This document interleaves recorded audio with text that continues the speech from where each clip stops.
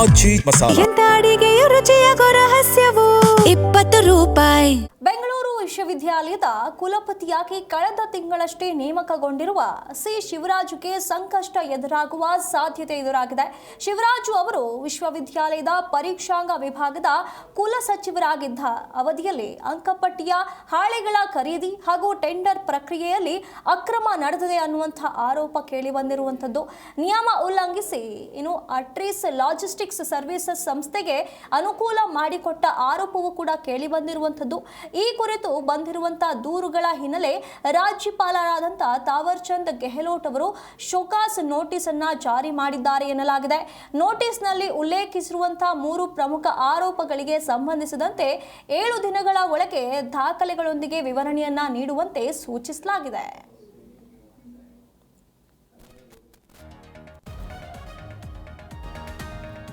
ಕಳೆದ ತಿಂಗಳಷ್ಟೇ ಇಲ್ಲಿ ಬೆಂಗಳೂರು ವಿಶ್ವವಿದ್ಯಾಲಯದ ಕುಲಪತಿಗಳಾಗಿ ನೇಮಕಗೊಂಡಿದ್ದಂತ ಸಿ ಶಿವರಾಜು ಅವರಿಗೆ ಇಂಥದ್ದೊಂದು ಸಂಕಷ್ಟ ಎದುರಾಗಿರುವಂಥದ್ದು. ಈ ಹಿಂದೆ ಶಿವರಾಜು ಅವರು ವಿಶ್ವವಿದ್ಯಾಲಯದ ಪರೀಕ್ಷಾಂಗ ವಿಭಾಗದ ಕುಲಸಚಿವರಾಗಿದ್ದರು. ಅಂತಹ ಸಂದರ್ಭದಲ್ಲಿ ಇಲ್ಲಿ ಅಂಕಪಟ್ಟಿಯ ಹಾಳೆಗಳ ಖರೀದಿ ಹಾಗೂ ಟೆಂಡರ್ ಪ್ರಕ್ರಿಯೆಯಲ್ಲಿ ಅಕ್ರಮ ನಡೆದಿದೆ ಅನ್ನುವಂಥ ಆರೋಪ ಕೇಳಿ ಬಂದಿರುವಂಥದ್ದು. ಇಲ್ಲಿ ನಿಯಮ ಉಲ್ಲಂಘಿಸಿ ಅಟ್ರೀಸ್ ಲಾಜಿಸ್ಟಿಕ್ಸ್ ಸರ್ವಿಸಸ್ ಸಂಸ್ಥೆಗೆ ಅನುಕೂಲ ಮಾಡಿಕೊಟ್ಟಿದ್ದಾರೆ ಅನ್ನುವಂತಹ ಆರೋಪ ಇವರ ಮೇಲೆ ಕೇಳಿ ಬಂದಿರುವಂಥದ್ದು. ಹಾಗಾಗಿ ಈ ಕುರಿತು ಬಂದಿರುವಂತಹ ದೂರುಗಳ ಹಿನ್ನೆಲೆಯಲ್ಲಿ ಈಗ ರಾಜ್ಯಪಾಲರು ಶೋಕಾಸ್ ನೋಟಿಸ್ ಅನ್ನ ನೀಡಿದ್ದಾರೆ. ಇದಕ್ಕೆ ಸಂಬಂಧಪಟ್ಟಂತೆ ಸಂಪೂರ್ಣವಾಗಿ ದಾಖಲೆಗಳನ್ನ ಒದಗಿಸಬೇಕು. 1 ವಾರದ ಒಳಗೆ ಅಂತಂದ್ರೆ 7 ದಿನಗಳ ಒಳಗೆ ದಾಖಲೆಗಳನ್ನ ನೀಡಬೇಕು, ವಿವರಣೆಯನ್ನ ನೀಡಬೇಕು ಅಂತ ಹೇಳಿ ಸೂಚಿಸಲಾಗಿದೆ.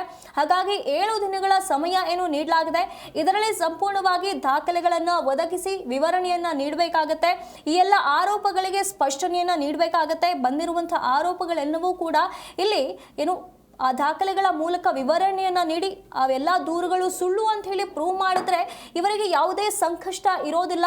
ಅಕಸ್ಮಾತ್ ಇಲ್ಲಿ ತಮ್ಮ ತಪ್ಪನ್ನ ತಾವು ಪ್ರೂವ್ ಮಾಡೋದಕ್ಕೆ ಸಾಧ್ಯವಾಗದೆ ಹೋದರೆ ಮುಂದಿನ ದಿನಗಳಲ್ಲಿ ಇವರ ವಿರುದ್ಧ ಕ್ರಮವಾಗುವಂತಹ ಸಾಧ್ಯತೆಗಳಿರುತ್ತೆ.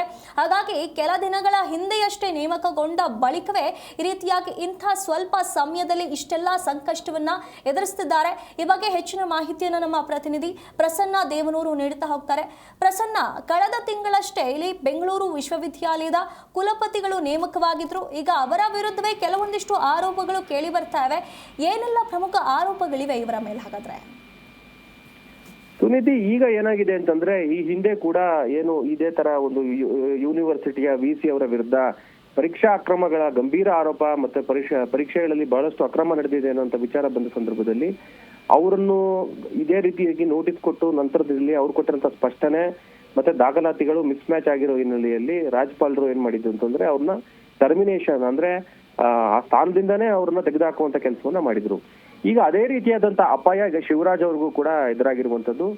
ಏನಂತಂದ್ರೆ ಶಿವರಾಜ್ ಅವರು ಅಧಿಕಾರ ವಹಿಸಿಕೊಂಡ ನಂತರ ಈ ಹಿಂದೆ ಅವರು ವಿಶ್ವವಿದ್ಯಾಲಯದ ಪರೀಕ್ಷಾಂಗ ವಿಭಾಗದ ಕುಲಸಚಿವರಾದ ಸಂದರ್ಭದಲ್ಲಿ ಹಲವು ಅಕ್ರಮಗಳನ್ನ ಎಸಗಿದ್ದಾರೆ ಅನ್ನುವಂತ ವಿಚಾರ, ಪರೀಕ್ಷಾ ಕ್ರಮಗಳಲ್ಲಿ ಇವರು ಇದ್ರು ಅನ್ನುವಂತ ವಿಚಾರ ಹೇಳ್ತಾ ಇರುವಂತದ್ದು. ಜೊತೆಗೆ ಅಂಕಪಟ್ಟಿಗಳು, ಹಾಳೆಗಳ ಖರೀದಿ ಮತ್ತು ಟೆಂಡರ್ ನಲ್ಲಿ ಅಕ್ರಮ ಮಾಡಿದ್ದಾರೆ ಅನ್ನುವಂತ ಒಂದು ಗಂಭೀರ ಆರೋಪ ಇವ್ರ ಮೇಲಿದೆ. ಮತ್ತೆ ನಿಯಮ ಮೀರಿ ಅಟ್ರೀಸ್ ಲಾಜಿಸ್ಟಿಕ್ ಸರ್ವಿಸಸ್ ಸಂಸ್ಥೆಗೆ ಅನುಕೂಲ ಮಾಡಿಕೊಟ್ಟಿರುವಂತ ಗಂಭೀರ ಆರೋಪ ಇವ್ರ ಮೇಲಿದೆ. ಇವರು ಕುಲಪತಿ ಆಗಿದ್ದಾಗ ಹೊರಗುತ್ತಿಗೆ ನೌಕರರಿಗೆ ಹುದ್ದೆ ಕೊಡಿಸ್ತೀನಿ, ಹೊರಗುತ್ತಿಗೆ ಉದ್ಯೋಗ ಕೊಡಿಸ್ತೀನಿ ಅಂತ ಹೇಳಿ ಹಲವರಿಗೆ ವಂಚನೆ ಮಾಡಿದ್ದಾರೆ ಅನ್ನುವಂತ ಆರೋಪ ಕೂಡ ಇವ್ರ ಮೇಲಿದೆ. ಜೊತೆಲಿ ನಿವೃತ್ತ ಹಿರಿಯ ಪ್ರಾಧ್ಯಾಪಕರು ಮತ್ತೆ ಇತರ ವ್ಯಕ್ತಿಗಳಿಂದ ಹಣ ವಸೂಲಿ ಮಾಡಿದ್ದಾರೆ ಅನ್ನುವಂತ ಆರೋಪ ಕೂಡ ಇದೆ. ಇದೆಲ್ಲ ಆರೋಪಗಳಿದೆಯಲ್ಲ, ಒಟ್ಟು 4 ಪ್ರಮುಖ ಆರೋಪಗಳಿಗೆ ಸಂಬಂಧಪಟ್ಟಂತೆ ಹಲವು ದೂರುಗಳು ಬಂದಿರೋ ಹಿನ್ನೆಲೆಯಲ್ಲಿ ಈಗ ರಾಜ್ಯಪಾಲರು ಇವರಿಗೆ ಶೋಕಾಸ್ ನೋಟಿಸ್ ಕೊಟ್ಟಿರುವಂತದ್ದು.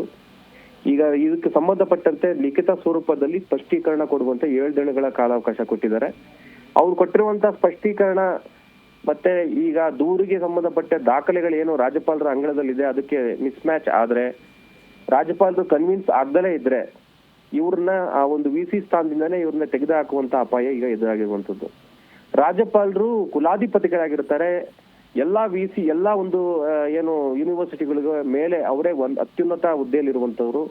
ಅವರಿಗೆ ಸಂಪೂರ್ಣ ಅಧಿಕಾರ ಇರುತ್ತೆ ನೇಮಕ ಮಾಡುವಂತದ್ದು ಮತ್ತೆ ಅವ್ರನ್ನ ತೆಗೆದುಹಾಕುವಂತದ್ದು.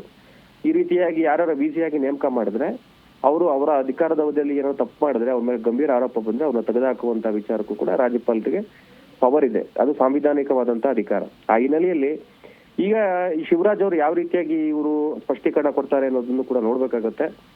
ಬಹಳ ಹಲವು ಗಂಭೀರ ಸ್ವರೂಪದ ಆರೋಪಗಳನ್ನ ರಾಜ್ಯಪಾಲರು ಅವರ ಶೋಕಾಸ್ ನೋಟಿಸ್ ನಲ್ಲಿ ಮೆನ್ಷನ್ ಮಾಡಿರೋದನ್ನ ನಾವು ನಿಮಗೆ ತೋರಿಸ್ತಾ ಇದ್ದೇವೆ.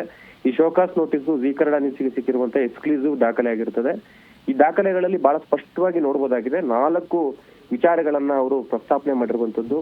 ಹಿಂದೆ ಏನು ವಿದ್ಯಾರ್ಥಿಗಳ ಅಂಕ ತಿರುಚಿದ ಆರೋಪದ ಬಗ್ಗೆ ಜ್ಞಾನಭಾರತಿ ಪೊಲೀಸ್ ಸ್ಟೇಷನ್ ಅಲ್ಲೂ ಕೂಡ ಪ್ರಕರಣ ದಾಖಲಾಗಿತ್ತು. ನಂತರ ಇದನ್ನ CIDಗೂ ಕೂಡ ಇದು ತನಿಖೆಗೆ ಒಳಪಟ್ಟಿದೆ. ಈ ಪ್ರಕರಣದ ತನಿಖೆ ಕೂಡ ಒಂದ್ ಕಡೆ ನಡೀತಾ ಇರುವಂತದ್ದು. ಅದೇ ಸಮಯದಲ್ಲಿ ಆರೋಪಗಳಿಂದ ಖುಲಾಸೆ ಆಗದಲೇ ಇರೋ ಹಿನ್ನೆಲೆಯಲ್ಲಿ ಆರೋಪಿತರನ್ನ ಅಂತ ಸ್ಥಾನದಲ್ಲಿ ಅಂತ ದೊಡ್ಡ ಸ್ಥಾನದಲ್ಲಿ ಕೂತ್ಕೊಂಡ್ರೆ ಮತ್ತಷ್ಟು ಭ್ರಷ್ಟಾಚಾರ ಎಸಗುವಂತ ಅಪಾಯ ಇದೆ.